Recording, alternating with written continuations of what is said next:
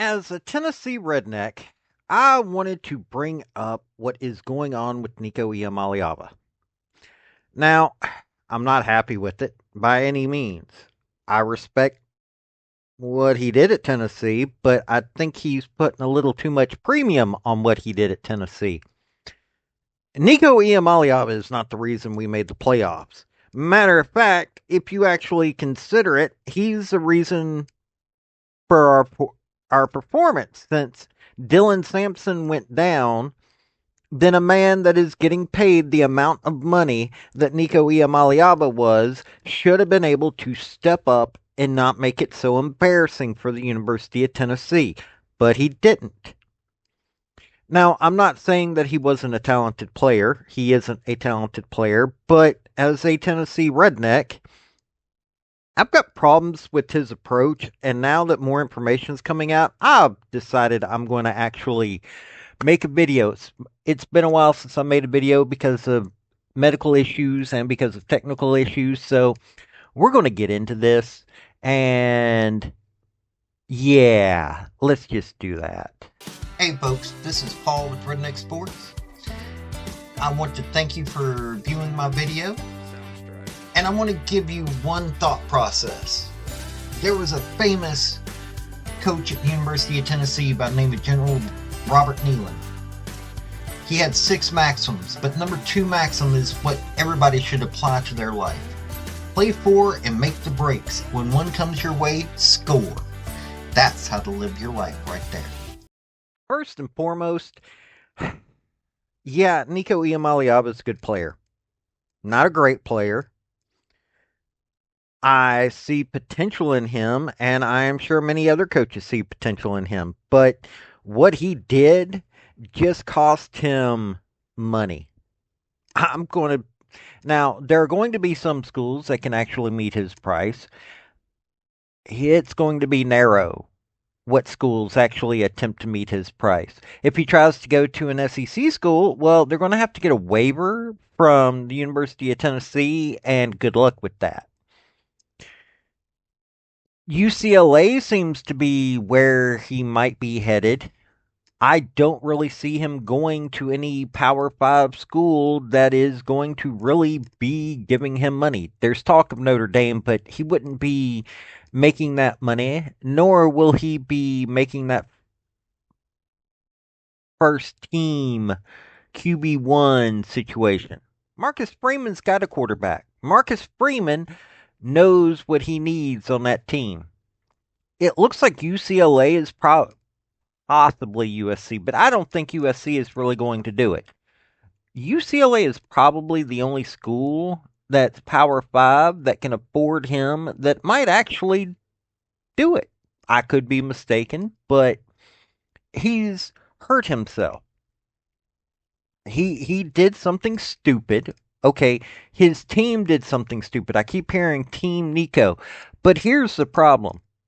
If you're going to let people lead you around, it's your decision. End of story. It's your decision. You screwed this up for yourself. You've got people talking bad about you. You don't think that that's going to hurt you in the long run?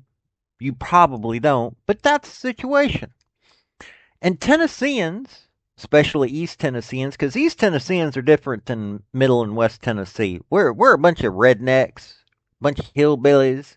Yeah, there's some rich folk up in them mountains, but for the most part, even a lot of them, are some redneck hillbilly types. And we don't really cotton to people that what just came out of him holding back. He wanted to hold back when it came to the playoff game. Oh, we weren't contractually obligated to play the national playoff game. Really? Yeah, moron. Your best advertising. Any player who goes to the national playoff should automatically go, hey, I just did a free reel. Pro teams are going to be watching me. They don't have 100 and something teams playing at once. They have 14. And each one of those games comes on at a separate time, so everybody's going to be watching every minute of every one of those games so they can see every player on that field. That's free advertising. It's not even free advertising considering all the money that goes into it. You're still getting paid. Nico Iamaleava was getting paid over $2 million. As a Tennessee redneck, I know most rednecks, and we're looking at that going, okay, he's overpaid. But we're going, well, maybe it's a long term investment. We understand investing in stuff. We may not necessarily do it all that often, but we understand investing in stuff, and that's what we were thinking. Hey, maybe it's a long term investment. Josh Heupel did really good with Hendon Hooker. He did decent with Joe Milton. So with those two, here's somebody that he's getting from the get go. He's developing. So 2 million plus a year. Hey, that's a good thing. That means that he should be able to stick around. But no, Nico Iamaleava got greedy. And he didn't just get greedy. He decided, oh, I'm not going to show up for a practice. I'm going to try to exert my dominance. Well, you had no dominance. You had a front door you can walk out of. And I hope it did hit you on the rear end going out. Because what you did was childish. Whoever told you to do it is an idiot. And you've got a whole lot of teams right now, pro teams, college teams, that are looking at you and thinking, is the drama worth what we would have to pay for this person?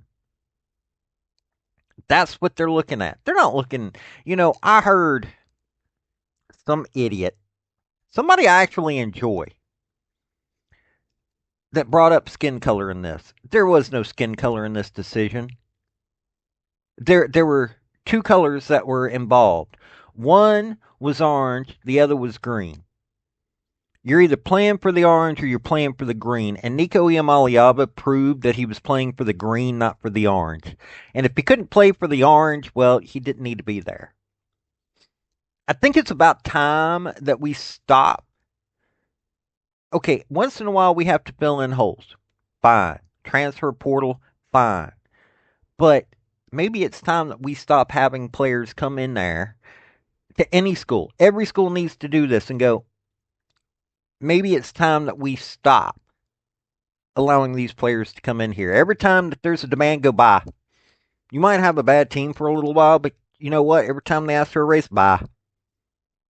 And their replacement, actually find the replacement that's worth that money that they were just asking for and hire them at that cost. And unfortunately, that's what you're doing. You're hiring. Maybe it's time that we do that. Maybe it's time that we say no. I'm a college football fan. I'm starting to get fed up with this. Seriously, if you want this money, you have to appease the football fans. Well, you're not appeasing the football fans. Your money, everybody keeps talking about, oh, well, they're getting paid now that you're not appeasing the football fans. You're actually pissing off the football fans at this point. And football fans, a lot of us, the vast majority of us football fans will never make the money that you make. Now, is there a possibility for some of us to make that money? Yes. But there's a lot of folks that I know that are up in them Tennessee hills that could probably prove to have the brains to make that kind of money. They don't want to. Why? Because they'd rather go fishing. They'd rather on Saturday in the fall watch Tennessee and other teams play college football. Seriously. That's the way that rednecks think. Nico Iamaleava proved that he was not worth us paying a dime for anything orange and white when it had his name involved in it. It's also come out that he didn't even show up to the fan meet and greets. He didn't show up to autograph signings. I'm sorry, this fella who had a lot of love going for him, a lot of folks that were going, okay, well, maybe he just had a rough season because he was, you know, where he was last year. And I was one of those people that were giving him the benefit of the doubt. Well, guess what? You just left that protection. You're going to be going to these schools, and if you don't do what you need to do, in other words, you think you led Tennessee to a national playoff. You didn't. You weren't even on the third tier of what got us to the national playoffs. Not even close to anything but the third tier. First tier was our defense and Dylan Sampson. Those two things were the reason why we got to the playoffs. The defense, Tim Banks and the defense were out there every game giving it such a hit that people are talking about that defense, and Tim Banks will probably have teams on all levels of football going, we want you. You want to know the last time I saw somebody like that at Tennessee? It was John Chavis. Seriously. As a defensive coordinator, John Chavis was that man for us. You take a look at what we did in 1998. That was our championship season. We went undefeated. We went, okay, against Syracuse. We opened that year against Syracuse, 34-33. Overtime win against number 2, Florida. Yes, I loved that one, by the way. Steve Spurrier was the coach. 2017 in overtime. Houston, 42-7. Auburn, 17-9. Georgia, 22-3. Alabama, 35-18. South Carolina, 49-14. UAB, 37-13. Different UAB back then, but still not the best. Arkansas, which was ranked number 10, 28-24. Kentucky, 59-21. Vandy, 41-0.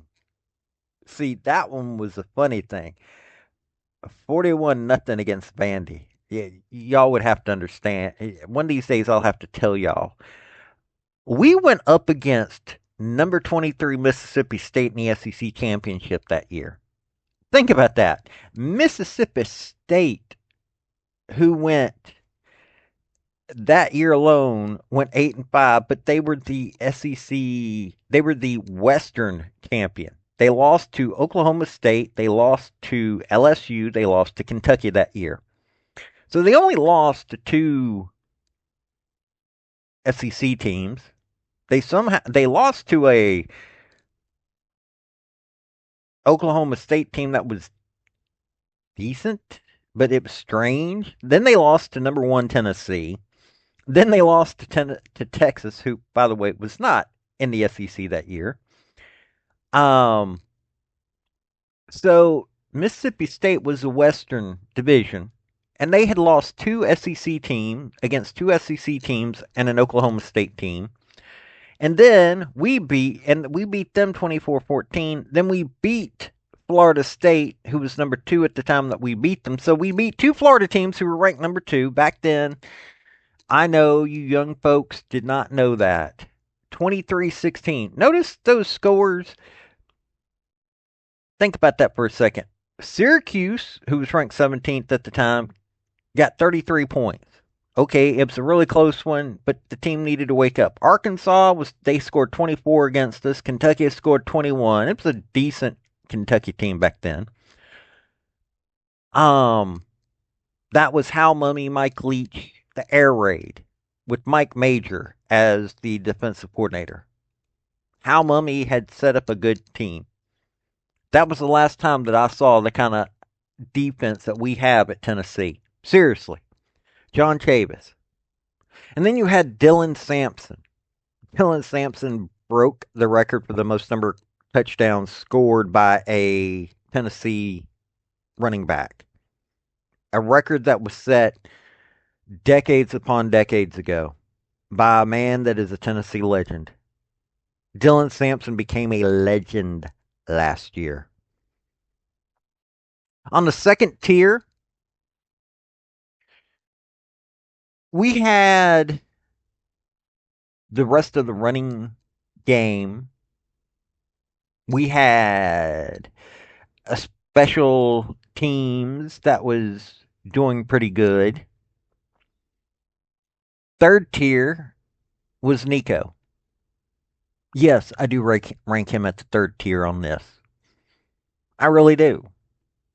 Nico handed off the ball a lot, couldn't get the ball into the hands of receivers. He had decent games, but he wasn't doing anything that needed to be done. He didn't win games. Period. He didn't win games. I would even dare say he lost a game for us. For that matter, I would say he lost 2 games for us last year. I would say that he lost us the Arkansas game. I would say that he lost us the Ohio State game. Why? Because by the time he got done, he should have known what that offense could do. He should have been able to handle that offense. And, okay, even if we had lost, he should have been able to get us going much better. So, you lost 2 games. You didn't win any games as a player. Dylan Sampson won us 10 games last year. End of story. Dylan Sampson and the defense won us 10 games. Okay, it's Dylan Sampson and the defense. Won us 10 games last year. Nico Iamaleava lost us 2 games and didn't have a he we could have had another quarterback in his position and would have won. Think about that. That's the situation, and you don't think that head coaches don't know this. You think that head coaches want somebody who's a bust, but he didn't show up and he tried to force more money for going to the playoffs. Yeah, this is that situation that ain't going to work well. So, that's some of my thoughts. I've got a lot more. I could go on for hours. A lot of people have said a lot of things, but as a redneck from Tennessee who's watched Tennessee all my life, I turn 50 here in a couple of months. Yeah, what Nico did lost him all our goodwill. And while Nico wasn't worth the money that we paid him. The money that was paid to him wasn't worth it, and he didn't even do what was required of him to say that he earned that money anyway. I think it's time that we stop allowing these players to do this.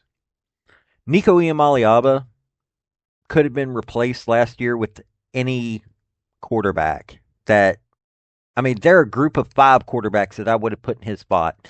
For that matter, I think Blake Horvath far better quarterback last year. He wasn't getting the love that he should have. Bryson Daly, Blake Horvath was Navy. Daly from Army, far better quarterback. Shador Sanders, far better quarterback. You starting to get the point here. It ain't about skin color. It's about 2 colors, green and orange. Which one are you playing for? Because Nico Iamaleava wasn't playing for orange, and I hate to tell you this, Nico. Other teams going to see that, and you might get picked up, but ain't nobody going to really like you anymore. Seriously, ain't nobody going to like you. Whoever gave you the decision to make the decision, or gave you the advice to make the decision that you made, because at the end of the day, it's your decision, whether you're a grown man or not. You made a bad decision. End of story. You didn't make a bad decision. You made a stupid decision. And even if you make that $4 million, which I doubt, then you're going to have to go into a NFL consideration. And you want to know this alone? Who could care let's not even talk about your ability. What you just did made NFL teams go, if we have a lockout, maybe?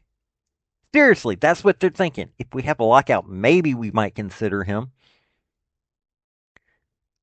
You made a stupid decision, and oh well, you made it. Wasn't your team, because at the end of the day, the buck stops at your desk. And I keep hearing Team Nico, but at the end of the day, Nico had to be the one that made the decision, and you chose poorly. This has been Paul with Redneck Sports. My next video on this topic is going to be five folks that I think can actually show up at University of Tennessee and might possibly be considered. Y'all have a good day now. Bye. I want to thank you for watching my video. And if you like what you saw, like, subscribe, and comment. Y'all have a good day now.